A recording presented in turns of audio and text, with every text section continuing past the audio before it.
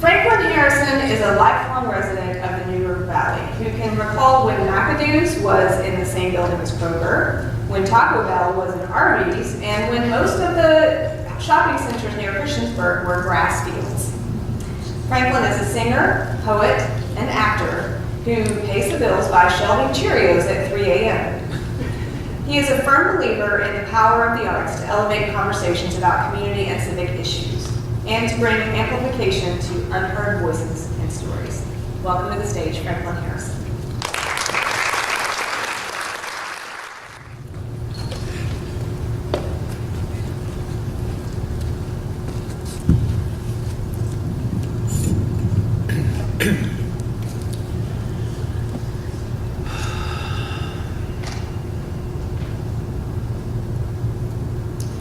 The nerves. You know, the nerves can kind of get to you. I've been pondering my nervousness and uneasiness with what I am literally doing right now since I was asked to do it.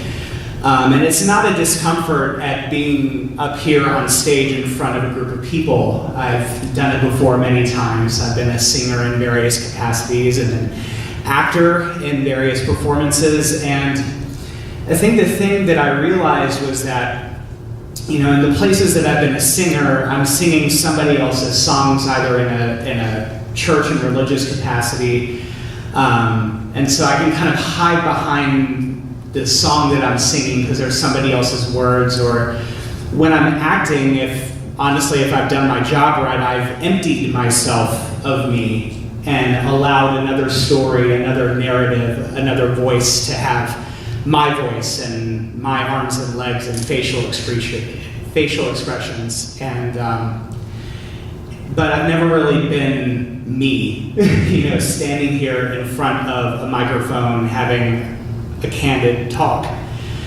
And so I'm aware of my nerves right now. I'm aware of my unease, and as I'm aware of that, I'm aware that this is a micro version of a macro issue that I've always kind of had in my life, this unease and conflict with myself. There is no greater need for healing and for reconciliation than when you need to have it with yourself. Like my bio said, I have lived here in the New River Valley for my entire life, and at a very young age, I became aware of the fact that I had an attraction to people of a similar gender to my own. Now, at the time, I didn't have a vocabulary to express this. I barely understood it myself. All I knew was this reality, and that it was natural as any organ that is in my body. And it is what I started to experience. Unfortunately, at the same time, I made a discovery in my parents' bedroom in boxes. They had, no, it wasn't pornography. It was these gospel pamphlets, these gospel tracts. I grew up in a very religious home. I loved my parents a lot, but my upbringing was my upbringing. And I don't know if you guys have seen them before, but these gospel tracts are often left in public restrooms or in telephone booths back when telephone booths existed. They're little short-form comics or pamphlets that often tell a religious story or a theological concept with the view of soliciting a religious conversion at the end of it. And there were some of those gospel tracts that had to do with human sexuality and had a very strong condemnation of same-sex sexuality. So at a time in my life where I didn't have an understanding of what was going on in myself, I had another narrative that was being sewn into it before I could even understand what was going on. And it was insidious in a way. Because very early in life, I learned how to hate myself before anything else. And it's evil. It's evil to learn to be disgusted with yourself. And it didn't help that at the same time I was involved in the public school system. And in the public school system, I was very much an outlier. I was sometimes amazed at the varied and complex array of insults that people could throw at me about a wide array of things, from how I talked to how I dressed.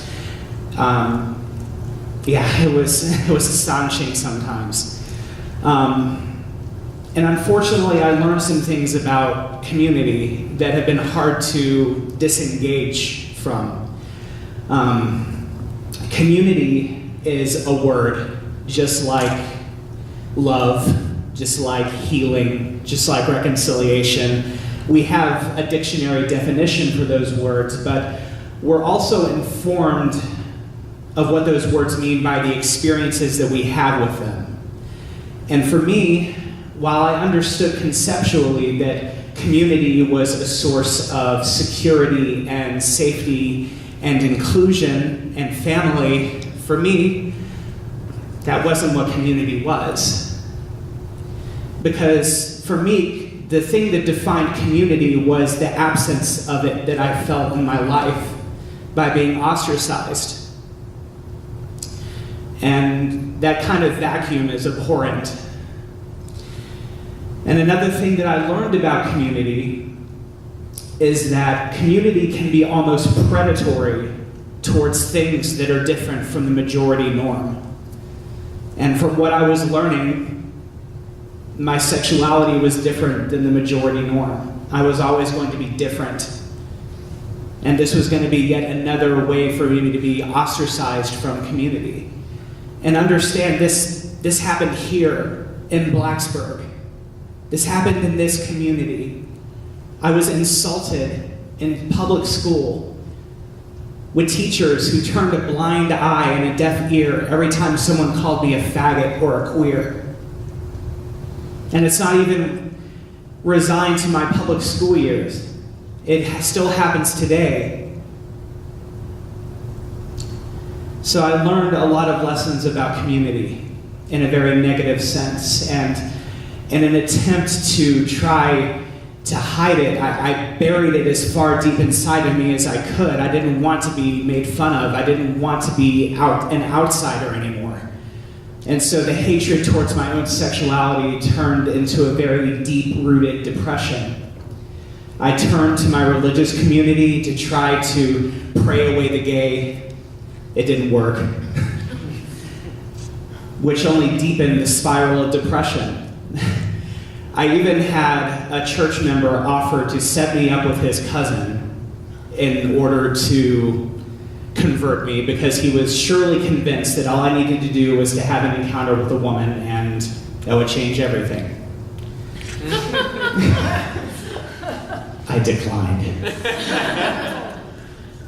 And eventually this reached a point where I was seeing my friends grow up and grow older and get married and enter into families themselves. And this realization creeped in that that was never going to be me. Not if I stayed on this course. There was this sort of mandatory isolation, the anti-community that crept into my senses, that I would never enjoy that. That would never be my choice to have. And so I realized that I had to make a choice of my own. I had to make a choice in order to survive. I realized that this was not a sustainable way to live. This was no way to live. And so I began the journey of coming out and accepting my sexuality. But I think, as most people who are LGBTQ will tell you, there is no one coming out experience. It isn't just a matter of coming out and then all of a sudden everything feels balanced and right. I have to come out to myself every day, even if it's just to myself in the mirror, and tell myself that I am enough and that I am valid and that I am worthy of community and of affection and of love. And it's been a process. I've spent over 3 decades of my life despising my own sexuality, and barely even 3 years trying to learn how to love myself. And the things that I've learned about community in these past 3 years is that community is often what you make it. It's the people that you choose to gather yourself around you. Perhaps that's a byproduct of not being in public school anymore, of leaving the religious community that I had been a part of. But I'm learning that there are people that you can gather around yourself that will love you and support you for who you are. So I would like to say that my concept of community has been redeemed a bit from the harsher extreme that I used to believe.